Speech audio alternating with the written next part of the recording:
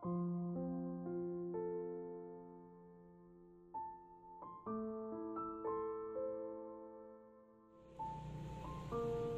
nama Tuhan. Mari saudara-saudara, kita akan bersama-sama merenungkan kebenaran firman Tuhan.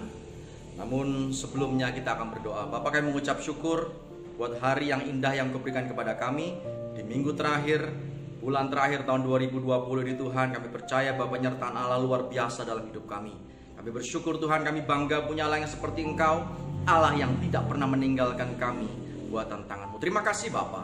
Kalau kami ingin duduk diam mendengarkan firman-Mu, mari berbicara Bapa. Kami siap mendengar dan terlebih melakukannya. Hanya di dalam nama Yesus. Haleluya. Amin.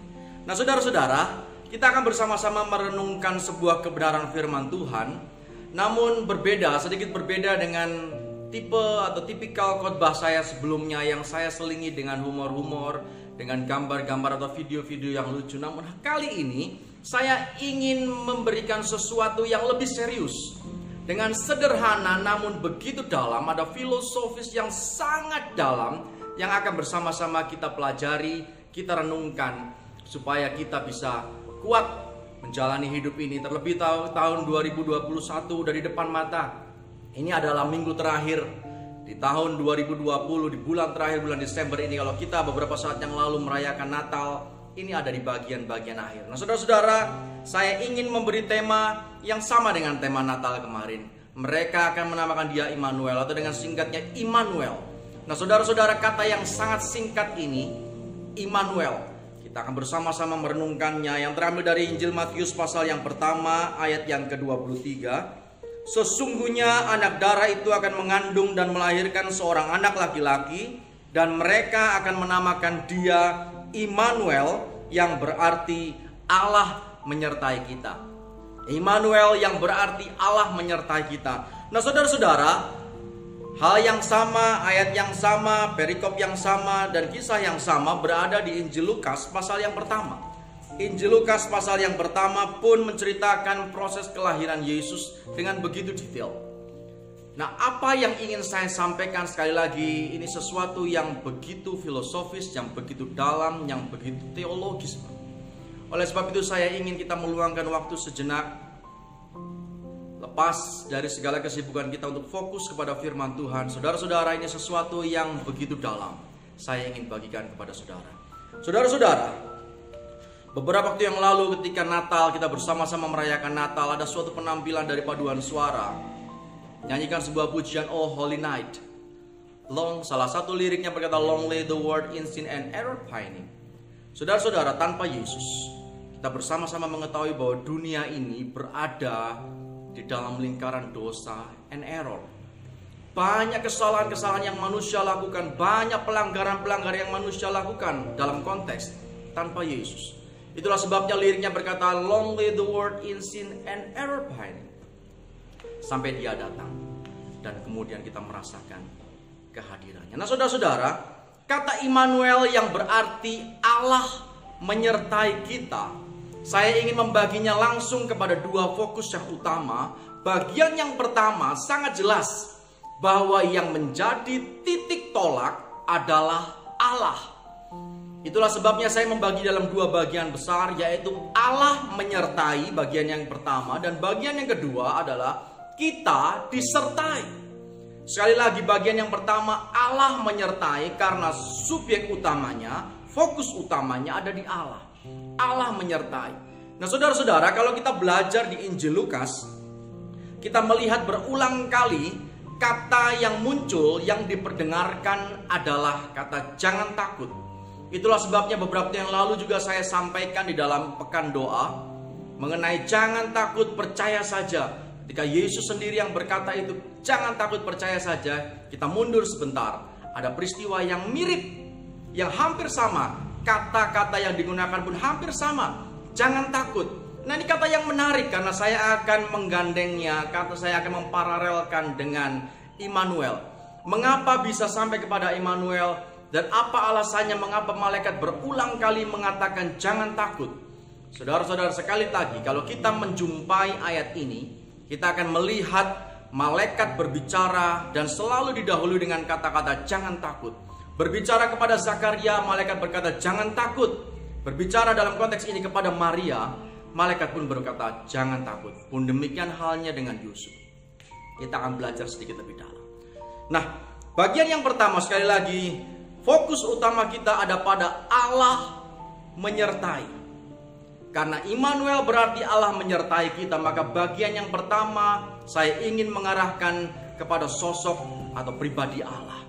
Saudara-saudara, menjadi pergumulan manusia untuk mengerti dan memahami seperti apakah Allah itu sebenarnya.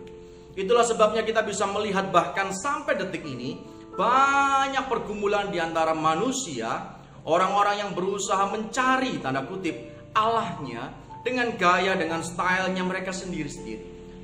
Kita bisa melihat perbedaan satu agama dengan yang lain, satu kepercayaan dengan yang lainnya, bagaimana mengejawantahkan, memahami Allah mereka. Saudara-saudara, ada hal yang sangat menarik dalam kekristenan. Ketika kita memahami betapa luar biasanya Allah yang kita sembah, saya tidak ingin berbicara mengenai agama lain, saya ingin fokus kepada Allah yang kita sembah. Saudara-saudara, perhatikan, Allah yang kita sembah adalah Allah yang tidak tergantung kepada apa yang kita lakukan. Sekali lagi, saya ingin mengeluarkan statement yang sangat penting. Allah yang kita sembah adalah Allah yang tidak tergantung pada apa yang kita lakukan. Artinya apa? Allah tidak tertarik dengan perbuatan-perbuatan baik kita. Itulah sebabnya di dalam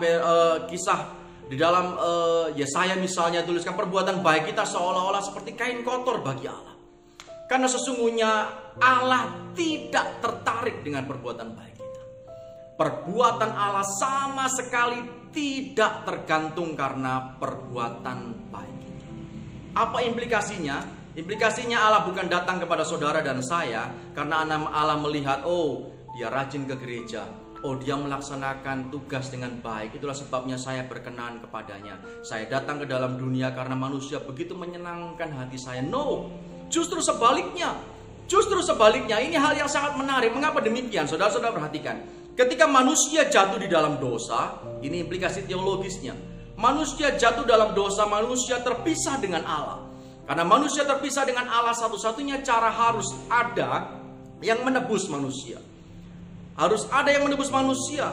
Oleh sebab itu diperlukan sosok yang bisa menebus, yang tidak tersentuh oleh dosa itu sendiri. Karena sejatinya menebus berbicara mengenai mengambil dari dosa. Itulah sebabnya sosok yang pantas dan satu-satunya yang layak untuk menebus manusia hanyalah Allah sendiri. Nah, masalahnya adalah Allah adalah sosok yang immortal, yang tidak mungkin mati sebagai korban penebus dosa. Itulah sebabnya satu-satunya cara harus Allah datang dalam rupa manusia yang tidak tersentuh dosa itu, datang ke dalam manusia, masuk dalam dunia fana, dalam daging dan darah yang seperti yang kita miliki, dan kemudian menjadi korban penebus dosa. Itulah sebabnya kemudian kita melihat dan memahami dari kacamata Allah, saudara-saudara, dua hal yang penting. Yang pertama, Allah berusaha mendekatkan dirinya kepada manusia. Allah berusaha mendekatkan dirinya kepada manusia. Ini hal yang sangat menarik. Kalau di bagian-bagian lain kita melihat di agama-agama lain, misalnya bagaimana Tuhan mereka, Allah mereka melihat perbuatan baik menjadi sesuatu yang penting, sehingga saya mulai tertarik, hati saya tertuju, fokus kepadamu karena kamu melakukan sesuatu yang baik di mataku. Namun tidak demikian ketika kita menjumpai Allah kita. Justru sebaliknya, Allah mendekatkan dirinya kepada kita. Dan bagian yang menarik berikutnya, lihat Allah mengambil rupa sebagai manusia yang fana. Apa artinya, saudara-saudara? Saudara-saudara, kalau melihat seorang bayi, sesosok anak bayi, secara fisik organ-organnya lengkap, punya tangan, punya kaki, semuanya lengkap seperti kita. Perbedaannya adalah bayi sangat rentan. Saya ulangi, bayi sangat rentan. Mereka punya tangan tapi tidak bisa melindungi dirinya sendiri, sehingga ketika ada serangan saya tidak bisa menangkis, bahkan sekedar untuk menangkis pun tidak bisa, padahal punya tangan. Ada bahaya dia tidak bisa menghindar, padahal punya kaki. Sama dengan kita yang dewasa. Dan rupa seperti itulah yang kita jumpai setiap kali kita berhadapan dengan momen Natal. Menjumpai bayi Yesus yang sangat rentan. Orang-orang dewasa yang mengerti dan memahami dunia medis berjumpa dengan anak bayi, mengunjungi seorang anak bayi, tidak serta-merta oh lucunya, kemudian mencium kiri dan kanan segala macam. Karena dia tahu dan dia sadar anak bayi sangat rentan untuk tertular apapun yang kita bawa. Apalagi dalam konteks saat ini, ketika masa pandemi ini, kita berjumpa dengan banyak orang-orang yang OTG, orang tanpa gejala. Saudara dan saya bisa sehat, tapi ternyata kita membawa virus-virus tertentu.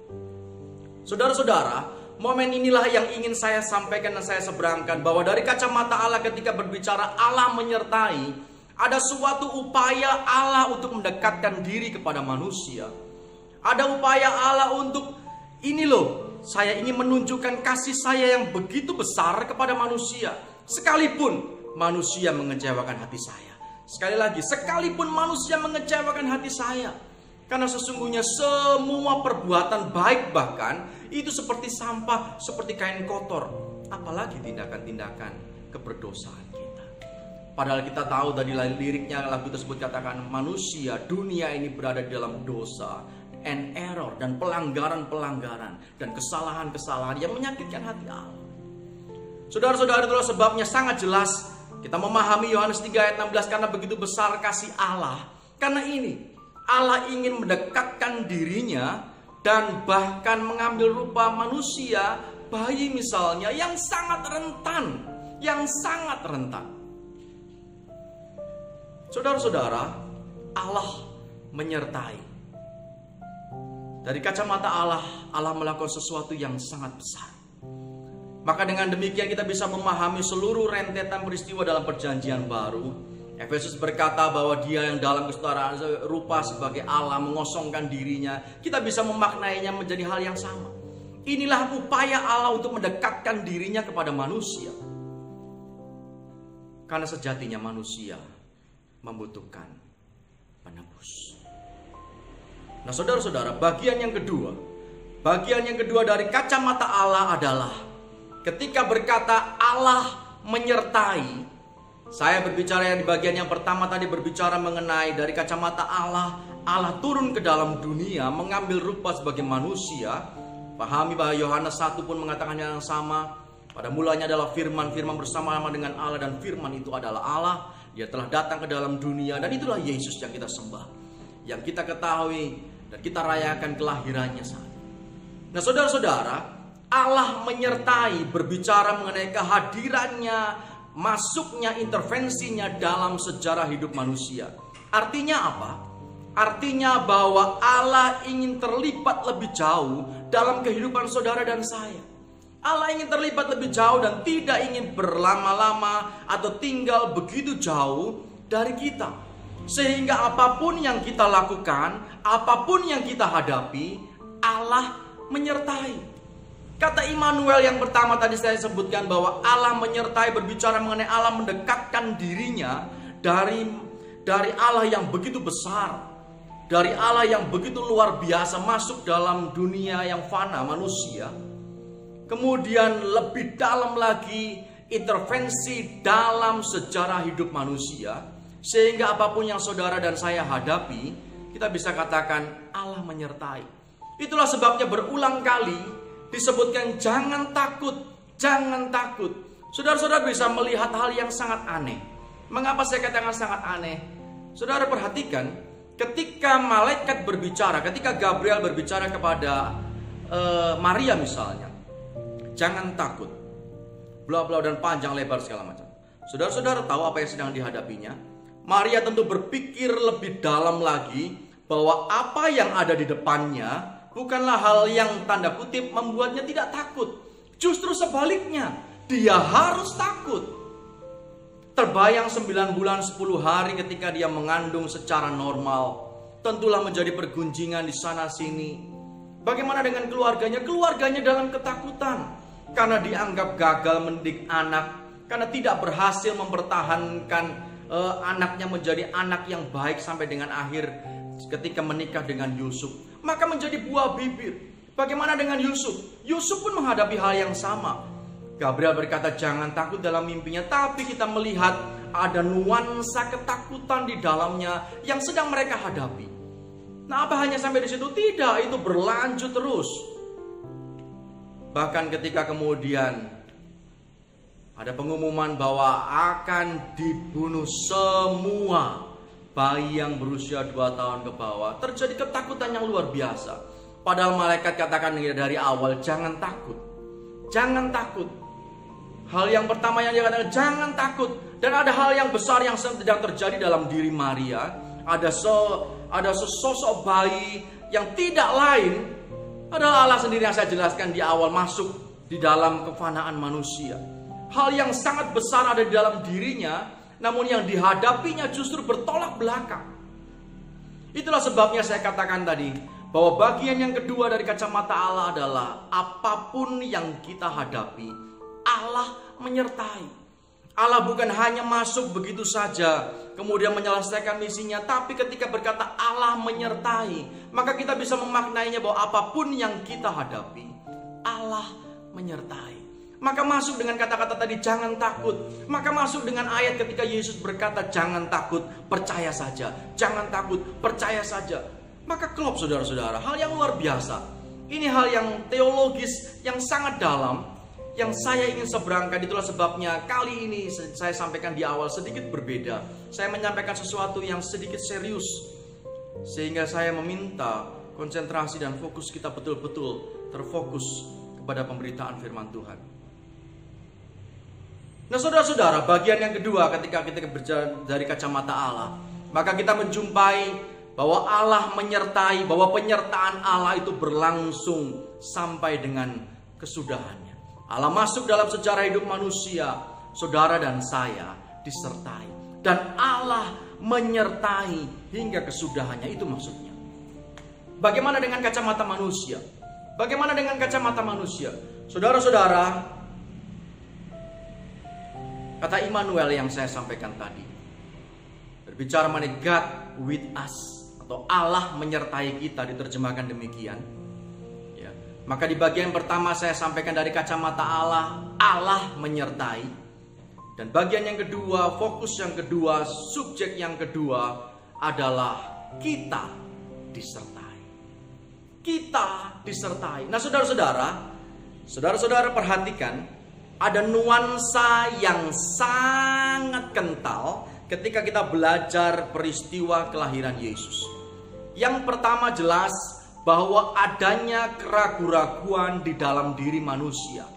Saudara bisa melihat ketika malaikat berbicara kepada Zakaria, bagaimana mungkin, saya ini sudah tua, istri saya juga demikian, kok katanya mau melahirkan Yohanes. Ketika berbicara, malaikat berbicara kepada Maria misalnya, di dalam ayat yang ke Lukas 1 ayat yang ke-20 ayat yang 30, kata malaikat itu kepadanya, jangan takut hai Maria, sebab engkau beroleh kasih karunia di hadapan Allah, ayat 30. Nah kemudian ayat yang ke-34 katakan apa? Lihat respon atau reaksi dari Maria. Kata Maria kepada malaikat itu, bagaimana hal itu mungkin terjadi karena aku belum bersuami? Kata pertamanya, bagaimana mungkin itu terjadi? Saudara-saudara, menjadi natur dari manusia untuk selalu meragukan sesuatu. Itulah sebabnya kita selalu terdorong untuk berpikir sehingga tercipta inovasi ini dan itu. Karena manusia selalu berada dalam nuansa keraguan-raguan. Bagaimana ini mungkin? Bagaimana itu bisa terjadi? Bagaimana? Padahal sangat jelas clue-nya, jangan takut. Maka kita bisa melihat gambaran yang sangat jelas, ada nuansa keraguan-raguan di dalam peristiwa ini. Bagian yang kedua apa? Selain keraguan-raguan, kita bisa melihat bentuk penolakan. Saudara-saudara, kalau belajar di dalam Yohanes, kita lihat, nah, Injil Yohanes pasal yang pertama, ya, Injil Yohanes pasal yang pertama ayat yang ke-11, ia datang kepada milik kepunyaannya, tetapi orang-orang kepunyaannya itu tidak menerimanya. Yohanes 1 menggambarkan adanya ketertolakan, adanya penolakan dari sisi manusia. Bagaimana dengan peristiwa Yesus yang baru saja kita renungkan? Saudara tentu ingat bahwa Maria dan Yusuf kemudian harus meninggalkan daerahnya, masuk kepada daerah asalnya karena ada sensus. Dan ada suatu peristiwa yang seringkali didramatisir, seringkali difragmenkan oleh anak-anak sekolah minggu, bahwa kemudian mereka mencari penginapan. Mereka mencari penginapan dari satu tok tok tok tok, permisi, adakah penginapan atau adakah kamar untuk kami? Oh, tidak ada. Kemudian kepada penginapan yang lain. Dan memang Lukas mencatat hal yang demikian. Baik. Kita akan melihat di dalam Injil Lukas pasal yang kedua. Ini dia. Injil Lukas pasal yang kedua ayat yang ke-7. Dan ia melahirkan seorang anak laki-laki, anaknya yang sulung. Lalu dibungkusnya dengan lampin dan dibaringkannya di dalam palungan. Karena tidak ada tempat bagi mereka di rumah penginapan. Kata rumah penginapan sesungguhnya diterjemahkan dari sebuah kata yang bukan fokus kepada misalnya kita memahami ada losmen, ada hotel, ada wisma dan sebagainya, itu bentuk-bentuk rumah penginapan. Namun sesungguhnya kata ini merujuk bahkan kepada kamar yang disediakan untuk tamu. Seringkali saya tidak punya kamar, saya tidak punya tempat penginapan, ya. Pun demikian beberapa dari kita tidak punya rumah penginapan, tapi kita punya kamar khusus yang kita sediakan untuk tamu.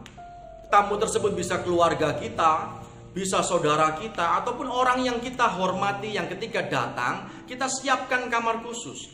Terkadang bahkan kamar kita berikan untuk tamu tersebut. Mari, silakan. Ketika datang ke rumah saya dan saya mempersilakan tidur di kamar saya saja, saya tidur di kamar anak saya, atau bahkan saya tidur di ruang tamu, it's okay. Itulah yang sedang dirujuk untuk kata karena tidak ada tempat bagi mereka di rumah penginapan. Rumah penginapan yang dimaksud ini bukan fokus kepada hotel, kepada wisma, kepada losmen. No, bukan. Tapi kepada kamar, bahkan kepada kamar yang disediakan untuk tamu. Artinya apa? Ada konsekuensi logis yang benar-benar saat itu mereka tidak dipersilakan untuk masuk ke dalam. Saudara-saudara, minggu lalu saudara mendengarkan firman Tuhan. Ya, Bapak Gembala menyampaikan kebenaran firman Tuhan ketika Yesus hadir di dalam Yesus melakukan mujizatnya yang pertama merubah air menjadi anggur. Yesus diundang di perkawinan. Kita menjumpai hal yang berbeda 180 derajat dalam peristiwa ini. Saya membayangkan dan berandai-andai, seandainya saja pemilik rumah itu bukan hanya rumah penginapan yang memang disewakan, yang memang disediakan untuk mereka yang mau menyewa, bukan. Seandainya saja pemilik rumah itu ketika ada yang mengetok dan mengetahui yang datang adalah Yusuf dan Maria, dan bayi yang dikandungnya ini adalah Allah sendiri yang menjadi manusia, maka saya percaya kalau saja dia sadar dan dia tahu pemilik rumah itu akan dia berikan berikan kamar yang terbaik. Mari, kamar utama saja, ini kamar saya dan istri saya, pakai saja, di sini saja. Saudara-saudari, hal yang sangat menarik. Itulah sebabnya saya sampaikan bahwa selain keraguan-raguan, ada nuansa penolakan dari sisi manusia. Saudara-saudara, Immanuel ketika berbicara God with us atau Allah menyertai kita, maka kita menjumpai yang harusnya kita disertai, kita justru melakukan hal-hal yang notabene aneh sekali. Satu, merasa ragu-ragu, dua, bahkan menolak. Padahal dari kacamata Allah, perhatikan bahwa Allah datang meninggalkan kealahannya, meninggalkan tahtanya yang begitu besar, mengambil rupa sebagai manusia, bayi yang saya sebutkan yang sangat rentan tadi, yang sebetulnya tidak bisa melindungi dirinya sendiri, menunjukkan bahwa saya ini totalitas loh datang untuk kamu. Totalitas. Tapi justru respon yang diterima ragu-ragu dan bahkan menolak. Maka hal yang sangat menarik di minggu terakhir bulan Desember tahun 2020 ini menjadi perenungan kita bersama sepanjang tahun yang kita lewati. sepanjang tahun yang kita lewati. Saudara-saudara, kita melewati hari-hari yang berat. Ya, saya mengerti. Saudara-saudara, kita melewati masa-masa yang sukar. Ya, saya sangat mengerti. Saya pribadi mengalaminya. Siapa yang menyangka bahwa teman saya, teman dosen saya, beberapa waktu sebelumnya kita ada rapat di Zoom. Dan kemudian di Zoom tersebut juga disampaikan bahwa Pak Sandi akan pindah ke tempat lain. Dan kemudian ketua dari di mana tempat saya belajar, di tempat saya mengajar, kemudian sedikit menyampaikan kesan dan pesan dan segala macam. Seorang ibu, rekan saya, dosen juga, kemudian menulis di chat roomnya. Dia menulis, Pak Sandi, mohon maaf saya nggak bisa ikut lebih jauh lagi karena saya harus mengurus ibu saya yang sedang sakit. Dia berpamitan secara pribadi karena private. Dia ngechat pribadi pada saya di ruang Zoom itu. Dan kemudian saya membalas, iya Bu, tidak apa-apa, fokus saja kepada orang tua ibu. Dan kemudian singkat cerita, kemudian dia meninggalkan Zoom itu. Dan saudara-saudara tahu apa yang terjadi. Beberapa saat kemudian, kira-kira 1 atau 2 hari kemudian, saya mendengar bahwa ibunya meninggal. Yang dia katakan, saya akan merawat ibu saya, kemudian ibunya meninggal. Sampai di situ kita semua menyampaikan bela sungkawa. Ibu tetap kuat ya, tetap setia melayani Tuhan dan segala macam. Ya, it's okay. Kemudian dia membalas, ya baik, terima kasih dan segala macam. Saudara-saudara, tidak hanya berhenti sampai di situ. Beberapa saat kemudian orang tersebut yang adalah teman saya, adalah dosen, dia pun meninggal. Itu yang membuat kami semua terkejut. Dan informasinya benar bahwa dia terpapar COVID-19. Yang beberapa saat sebelumnya ngechat saya pribadi, maaf Pak, saya nggak bisa lebih jauh lagi. Selamat jalan Pak Sandi, sukses di tempat yang baru. Kemudian saya tidak sempat menjenguknya. Terakhir saya mendengar ibu tersebut telah berpulang menghadap Tuhan. Saudara-saudara, saya tidak tahu berapa banyak orang-orang yang kita kasihi yang telah meninggalkan kita karena pandemi yang kita alami. Namun ketika kita berhadapan dengan satu kata Immanuel, maka kita memahami ada 2 aspek yang besar dari kacamata Allah dan dari kacamata kita. Allah menyertai dan kita disertai. Wujud kita disertai inilah yang menjadi masalah karena Allah sudah totalitas. Allah memberikan segalanya yang terbaik. Dan bentuknya totalitasnya sangat gamblang ditunjukkan. Namun ketika sampai kepada poin yang kedua, kita disertai. Kita menjumpai hal yang berbeda. Manusia yang penuh keraguan, bahkan manusia yang menolak Dia. Itulah sebabnya perenungan kita bersama. Saudara-saudara, kita bisa berada pada situasi yang sangat sukar. Tapi sejatinya keraguan itu harusnya tidak ada di dalam hati kita. Seharusnya penolakan itu tidak ada di dalam hati kita. Dan menjadi perenungan kita bersama sepanjang tahun ini. Ketika firman Tuhan disampaikan kepada kita, Roh Kudus tentu berbicara lebih dalam dan lebih jauh. Iblis mungkin mulai membisikkan hal-hal yang membuat kita sakit. Mengapa harus saya lewat? Saudara ingat di fragmen yang kemarin, di Natal kemarin, ada puisi yang disampaikan oleh 2 anak sekolah minggu. Puisi yang menyayat hati kita yang mendengar. Kami hanya ingin sedikit bahagia Tuhan. Mana Natal kami? Mana Natal kami Tuhan? Saudara-saudara, situasi yang sedang kita hadapi, kita tahu bahwa manusia selalu tergoda untuk meragukan kasih Allah. Manusia bahkan lebih tergoda untuk menolak, padahal Allah telah melakukan semuanya yang terbaik. Saudara-saudara, saya teringat sebuah pujian yang sangat memberkati saya berjudul It Is Well With My Soul. It Is Well With My Soul. Lagu ini ditulis oleh seorang bernama Horatio Gates Spafford. Latar belakangnya yang begitu mencengangkan yang membuat saya terberkati dengan lagu ini. Bapak Spafford ini orang yang sangat berhasil sebagai lawyer dan sebagai businessman. Namun singkat cerita kemudian dia mengalami sesuatu musibah yang mengharuskan anaknya meninggal. Usahanya kemudian terbakar, rumahnya terbakar. Dan saudara-saudara, ketika dia bermaksud untuk melayani Tuhan bersama Bapak Pendeta Dale Moody yang sangat terkenal itu, mereka harus naik perahu, mereka harus naik kapal Kapal yang cukup besar, berpenumpang kurang lebih 313, SS Phil de Houvre. Saudara-saudara, singkat cerita bahwa kemudian bapak ini ada satu urusan yang harus dikerjakan. Dia pamitan sama istrinya, mama dan anak-anak berangkat dulu aja. Saya akan menyusul dengan kapal berikutnya. Pokoknya berangkat dulu aja. Dan singkat cerita istri dan anak-anaknya ini kemudian naik kapal. 4 anaknya ini kemudian, saudara-saudara, naik kapal bersama istrinya. Saudara-saudara, di tengah perjalanan kapal ini kemudian mengalami musibah. 226 penumpang meninggal. Dan di antara yang meninggal ada 4 orang anak dari Mas Phil. Istrinya menuliskan pesan yang sangat singkat. Save alone, what shall I do? Saya sendirian yang selamat. Artinya apa? Keempat anak kita meninggal. Apa yang harus saya lakukan? Saudara-saudara, ini memukul Stephen begitu. Sebelum-sebelumnya dia ada anaknya yang meninggal, kemudian usahanya terbakar, rumahnya terbakar. Sekarang lebih parah lagi, mengingatkan kita akan peristiwa Ayub. Namun saudara-saudara, di tengah kegalauan hatinya, ketika dia bermaksud untuk melayani, bahkan ini dalam konteks sedang mau berangkat, mau melayani, namun terjadi hal yang sangat buruk. Dia menuliskan bait-bait dari lagu ini yang saya ingin menyanyikannya, saudara.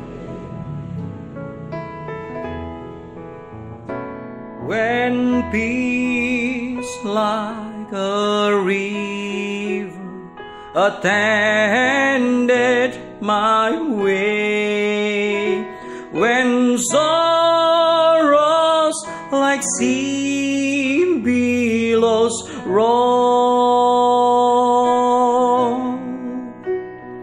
whatever my lot thou hast taught me to say, it is well, it is well with my soul, it is well with my soul, it is well, it is well with my soul. Saudara-saudara, pujian yang begitu memberkati kita. Karena sejatinya apapun yang terjadi dalam hidup, kita bisa melihat kebaikan Allah yang luar biasa. Sehingga tidak ada keraguan-raguan, tidak ada penolakan sama sekali dari kita, dari sudut kita sebagai manusia.